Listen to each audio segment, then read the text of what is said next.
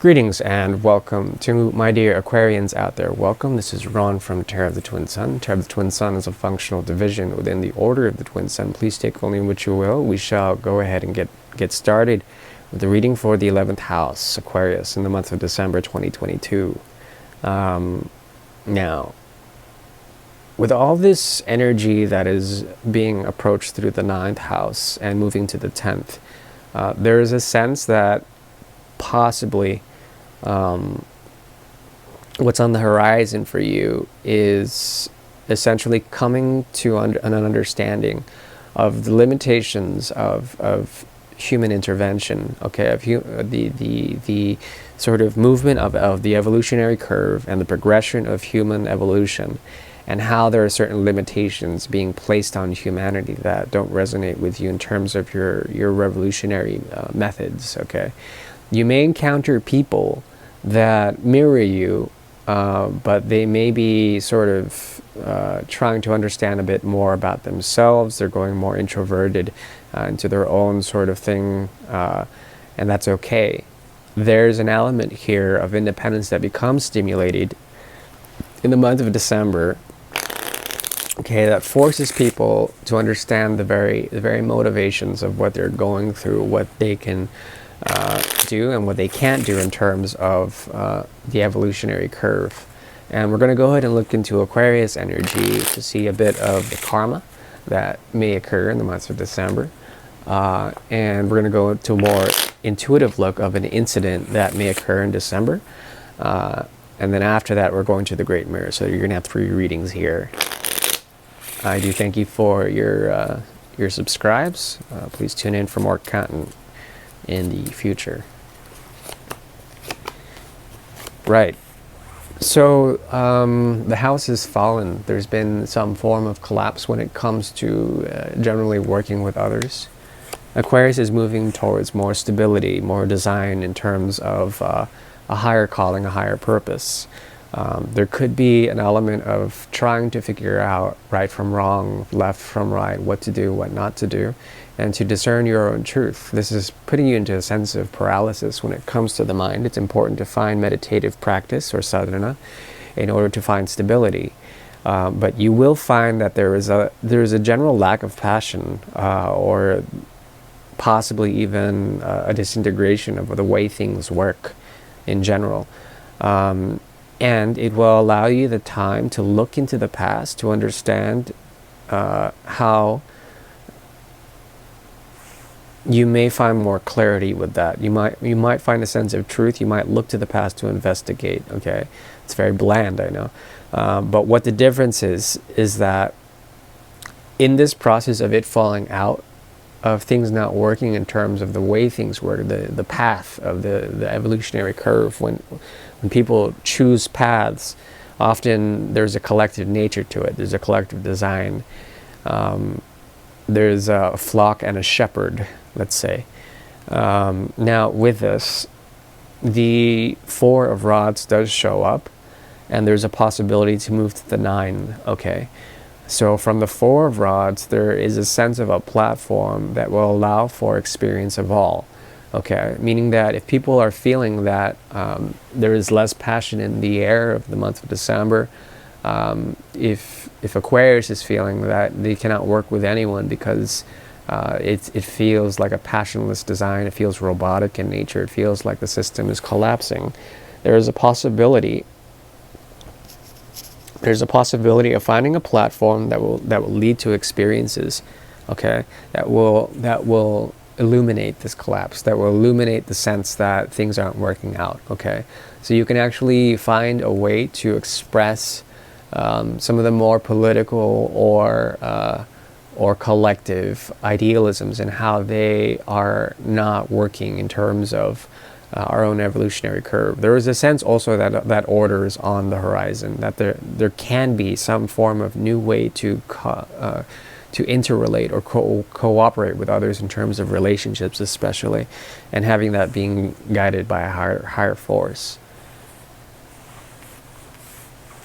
Now let's move into something more incidental in nature, something that might occur for Aquarians out there, and how to deal with it. in the month of December, an incident, a singularity.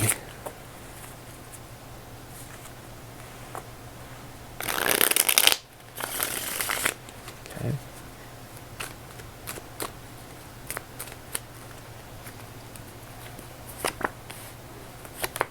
Okay. So your seventh house is activated here. There's a possibility to understand what you've been holding back when it comes to a past situation which you may have been very committed to. What? Committed to temperance, committed to the pursuit of clarity when it comes to your own truth. When it comes to your own truth, is sharing with others, to combining and working with others in terms of chemistry, especially. Someone who you may have been committed to in the past when it comes to a chemical or something that were just worked out because there was the right chemistry. There's something about you that can look back at this current month in order to see something about the shadow aspects of that, why the chemistry worked, how it worked in terms of a scientific level or in terms of a chemical level. You know, chemistry is a very interesting thing, considering that biologically, that makeup, that design, that fragrance of DNA, it's what arouses you. It's what gets you into trouble. It's also what gets you into certain situations with others. But there's a connection here that you can look back on and find a sense of purity when it comes to some of the more primal aspects about that situation. Okay, to understand your own motivations of independence, okay, and how you might have been holding back from that connection, truly, in order to prevent some of the shadows from seeping through from one world to another. Okay, the idea here is to find empowerment and to also find the blessings of Jupiter. Jupiter is encompassing all of this. A lot of Sagittarius energy will help you to find a sense of truth through exploration of the shadow realm and also of the unknown. Okay, so you can actually project out in this month in terms of an incidental level, something in which you can go into a past relationship and use projections in order to understand the operations of what's under the projections. Okay, and it's going to possibly show you the route to empowerment, the route to wisdom when it comes to the motivations and the operations of others. It's also going to lead you to understand why you've cultivated a sense of patience in these connections, especially if they're romantic. The advice is to act within humanitarian grace into civil accordance of things. Okay, that means to essentially respect some of the more familiarities when it comes to the limitations of yourself, but also of others. But this reading in particular is of yourself. Why you've limited yourself for certain things is actually for a greater cause, whatever that may be, in terms of existence. Now let's move forward. We're looking now into the Great Mirror. The Great Mirror is a tool devised by the Order of the Twin Sun in order to see particular karmas between Aquarius and a significant other. Usually this activates the fifth house. And the lesson around the fifth house has to do with finding a sense of home or seclusion, okay, by devoting oneself to the fire of work, to the fire of purification, to the fire of service and devotion. And this is an obstacle that these people that come into Leo's realm, significantly at least, what they bring to the table usually. There's a need to seclude, to work, to devote oneself to a cause, for the embetterment of something, you know, for the children or something like that. Let's move on.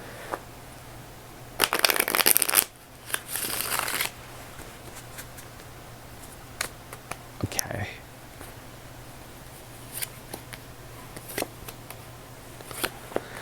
Okay, so they see you as someone who's had a severity about them. Someone who's somewhat disappointed because you've given quite a bit to them. perhaps you may have objectified this person in some way, perhaps even offended. There also is something about them that is offended by what you've given in terms of severity, in terms of anger. Doesn't mean that you are totally angry. There's something about the fire in that is lessened. Okay, so it's a matter of severity, but then also it's just disappointment as opposed to feeling pain. This has to do with breaking free. It has to do with a stalemate in breaking free with someone, and this allows for a way to understand your own limitations when it comes to expressing your true passions. Okay, that's the best I can do in terms of that. So there's a way to become passionless about a situation in which you can objectively is the key word, see how you've broken free from a type of connection with another, a realm of expectation, something like this. And they can feel it. There's something about them that does feel a sense that both of you are weighing things up at a point of stalemate. And this is something that is a reoccurrence in terms of the incarnations of this relationship, whatever it may be. There is a realm of desire, okay, that needs to be understood in terms of its appetite, as opposed to trying to find something that would sustain or something that would nourish the situation. It's merely desire or mind game that keeps this situation in tether. And because you've broken free, I think it's a very good thing. What it's leading up to essentially is the Two of Rods, an ability to make a choice, okay, after what may seem like eons of stagnation, to make a choice and to understand that there is a possibility that that you are too critical, that they are too critical. There's something about it where there's this critical distance from an explosion, that you can sort of view the explosion from a critical distance without getting consumed by it. And this allows for the traversing of ideas and inspirations, of passions, to new places, okay, to new things, to new ways of doing things. This has to do with the Nine of Rods. This is what has not yet been experienced, something like this. If you haven't gone through full experience with this person, it's because there's a need for them to embrace the auspices of Mars and Pluto, to go through the transformational rite that they fear, that they need to go through that in order to understand something about themselves. Also, there's something about you that preserves boundaries and sustains them in such a way that it prevents any form of newness. But there's an ability to essentially bring forward, a desire to bring forward a way to traverse these obstacles. And for them in particular, there's a way for them to find a sense of balance by giving to the right people at the right time. Okay, this allows for the chains of love to be broken, the chains of the chains of inferiority when it comes to the trappings of conditions, when it comes to the trappings and terms and conditions of certain relationships, the expectations. Okay, breaking free from those expectations is what is being pointed to here. The advice is to essentially encompass a way to follow the heart blindly, and in doing so, you can actually make a choice to choose where to place your next sense of footing, where to take the next leap of faith. But it's going to be taken, and it has to do with an individualized notion that you will aggrandize your own path. You will make your own path wherever it may lead. The idea here is to be patient enough not to choose, but to do. Okay, to do rather than to try, as the old axiom is. There also is a possibility of coming into knowledge and truly understanding something for what it is, anything that is toxic that comes into your life is there to show you the algorithm or the nature of that poison, okay? And then you can master it through the realm of healing, through the realm of alchemy and chemistry. So perhaps that's something to look into in terms of that, to master a sense of your own poisons or theirs, and to understand something about that makes it so intoxicating. That is the best I can do for this month. I do wish you well, my dear Aquarians. Please take care. Bye-bye.